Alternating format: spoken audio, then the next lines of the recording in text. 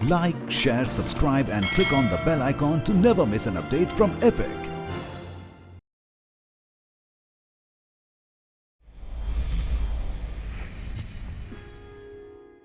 आज हम एक ऐसी कहानी लेकर आए हैं जो किसी बॉलीवुड फिल्म से कम नहीं है। इस कहानी में एक खूबसूरत राजकुमारी को अपने दुश्मन से प्यार हो जाता है और इस प्यार को पाने के लिए उसे दुनिया भर की परीक्षाओं से गुजरना पड़ता है।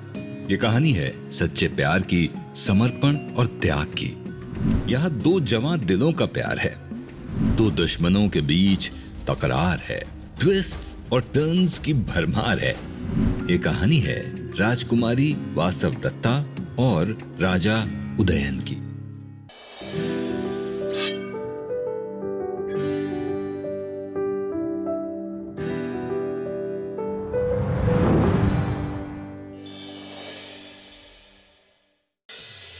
उज्जैनी के राजा प्रद्योत का मानना था कि वो सबसे महान और शक्तिशाली राजा हैं।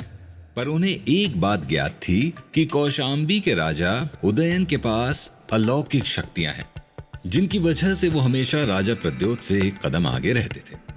कहा जाता था कि राजा उदयन अपनी वीणा से हाथियों को वश में कर लेने की विद्या जानते थे, जिसके कारण उन्हें युद्ध में हराना नामुमकिन था। एक दिन राजा प्रद्योत के मंत्री ने उन्हें उदयन को पकड़ने के लिए एक तरकीब बताई। राजा प्रद्योत के कुछ जासूस भेष बदलकर राजा उदयन के पास गए और उन्हें एक बेहद खूबसूरत सफेद हाथी के बारे में बताया। राजा उदयन तुरंत अपने हाथी पर सवार उस सफेद हाथी की खोज में अकेले आगे निकल गए और अपने सैनिकों को पीछे छोड़ दिया। राजा उदयन जब हाथी के पास पहुंचे और उसे वश में करने के लिए अपनी वीणा बजाई तो अचानक हाथी के पेट से एक दरवाजा खुला, जिसमें से सैनिक बाहर निकले और राजा उदयन को बंदी बनाकर उज्जैनी ले आए। राजा प्रद्योत अपनी इस जीत से इतने खुश थे कि वो राजा उदयन से 3 दिन तक मिले नहीं। ये बात जानकर उदयन का खून खौल उठा। उन्होंने पहरेदार से कहा कि क्षत्रियों के नाम पर कलंक है तुम्हारा राजा। जब प्रद्योत आखिर में राजा उदयन से मिलने पहुंचे तो उदयन ने प्रद्योत का अपमान करते हुए कहा कि अगर राज्य चाहिए था तो युद्ध करते, तुम्हारी इस हरकत ने क्षत्रियों को शर्मसार कर दिया है। राजा प्रद्योत को शर्मिंदगी महसूस हुई और उन्होंने राजा उदयन को छोड़ने का फैसला किया, मगर उनकी एक शर्त थी कि राजा उदयन उनको हाथियों को वश में करने की कला सिखाएं। उदयन ने कहा कि अगर वो इस कला को सीखना चाहते हैं तो उन्हें राजा उदयन को अपना गुरु मानकर उनके आगे झुकना पड़ेगा, मगर प्रद्योत को यह हरगिज मंजूर नहीं था।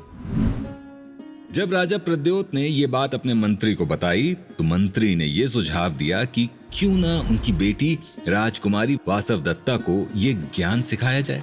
वासव दत्ता उम्र में छोटी हैं और उन्हें उदयन को अपना गुरु स्वीकार करने में कोई हर्ज नहीं होगा, और जब वो ये सीख जाएंगी तो ये ज्ञान राजा प्रद्योत भी सीख सकते हैं। लेकिन राजा प्रद्योत को ऐसा करने में हिचकिचाहट हो रही थी। वो भले ही राजा थे मगर एक पिता भी थे। उन्हें अपनी बेटी की फिक्र थी। वो ये नहीं चाहते थे कि किसी दुश्मन की नजर उनकी बेटी पर पड़े, तो उन्होंने एक झूठी कहानी बनाई। राजा प्रद्योत ने राजा उदयन से कहा कि वो चाहते हैं कि ये कला उनकी एक रिश्तेदार को सिखाई जाए, मगर उदयन और उनकी शिष्या के बीच में एक पर्दा होगा, क्योंकि उस लड़की की पीठ पूरी तरह से झुकी हुई है और वो नहीं चाहते कि उदयन को उसे देखकर कोई कष्ट हो। राजकुमारी वासव दत्ता अपने पिता की बात मानकर उदयन की शिष्या बनने के लिए राजी हो गईं। राजा प्रद्योत ने वासव दत्ता से कहा कि उनका शिक्षक कोढ़ी है, उनके बीच में एक पर्दा रहेगा। वासव दत्ता की शिक्षा अच्छे से चल रही थी, लेकिन एक दिन वो राजा उदयन का अनुसरण करने से चूक गई। उदयन ने गुस्से में वासव दत्ता को कुबड़ी कहकर डांटा। अपमानित महसूस करने पर वासव दत्ता ने भी उदयन को कोढ़ी कहते हुए उनका तिरस्कार किया। राजा उदयन ने गुस्से में अपनी वीणा को नीचे रखा और पर्दा हटाया। तब उन्होंने देखा कि एक अत्यंत सुंदर राजकुमारी उनके सामने बैठी है और वो चौंक गए। उदयन को पता चला कि वो राजा प्रद्योत की पुत्री है और उन्होंने उनसे माफी मांगी। बातचीत करते हुए दोनों को राजा प्रद्योत की चालाकी का पता लगा, पर बातों ही बातों में दोनों के बीच एक चिंगारी उठ चुकी थी। वासव दत्ता ने अपने पिता को बताए बगैर उदयन से मिलना जारी रखा। उदयन बड़े तेजशाली और दिखने में आकर्षक थे। वासवदत्ता उनके प्यार में इस कदर डूब गईं कि उन्होंने उदयन को रिहा करने की ठान ली। आने वाले दिनों में दोनों ने मिलकर भागने की एक योजना तैयार की। वासवदत्ता ने राजा उदयन के कहने पर अपने पिता से कहा कि वो उदयन से पाए गए ज्ञान को आजमाना चाहती हैं और इसके लिए उन्हें एक हाथी की जरूरत है। वासवदत्ता ने अपने पिता से ये भी कहा कि रात को शहर के दरवाजे खुलवा दें, क्योंकि हाथियों को वश में करने के लिए कोढ़ी को किसी खास जड़ी बूटी की जरूरत है जो चमकती है और सिर्फ रात को ही नजर आती है। राजा प्रद्योत मान तो गए, पर उन्हें शक हो गया कि उदयन भागना चाहते थे, इसलिए उन्होंने अपने जासूसों को आगाह कर दिया। रात को जब पूरा राज्य सो रहा था, राजा उदयन हाथी पर सवार होकर निकल पड़े, पर उनको भनक लग गई कि उनका पीछा किया जा रहा है। उन्होंने 3 दिन तक जड़ी बूटी ढूंढने का दिखावा किया। चौथी रात को जब जासूस उनके भागने की उम्मीद नहीं कर रहे थे, तब उदयन और वासवदत्ता भाग निकले। जब जासूसों ने दोनों का पीछा किया तो उदयन ने सोने की मोहरें फेंकी, जिन्हें जासूस बटोरने में लग गए और उदयन वासवदत्ता के साथ फरार हो गए। राजा प्रद्योत के सिपाहियों ने उनका पीछा किया, लेकिन एक बार राजा उदयन उज्जैनी की सीमा पार कर गए तो उनके सिपाहियों ने राजा प्रद्योत के सिपाहियों को मार गिराया। राजा उदयन और राजकुमारी वासवदत्ता का कौशाम्बी में बड़ी धूमधाम से स्वागत किया गया। दोनों ने शादी कर ली और एक खुशहाल जिंदगी बिताने लगे। पर यह उनकी प्रेम कहानी की शुरुआत थी और दोनों को कई चुनौतियों का सामना करना बाकी था।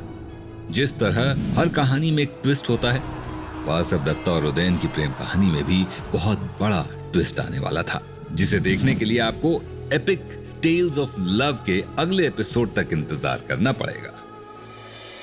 राजा उदयन और राजकुमारी वासवदत्ता उनके पिता राजा प्रद्योत के चंगुल से बच के तो निकल आए, पर उनकी जिंदगी पर शुरुआत से ही काले बादल मंडरा रहे थे। अरुणी नामक एक जनरल ने राजा उदयन के राज्य पर हमला कर दिया, जिसमें राजा उदयन को अपनी प्रिय पत्नी वासवदत्ता को भी खोना पड़ा, जिसे देखने के लिए आपको अगले एपिसोड तक इंतजार करना पड़ेगा।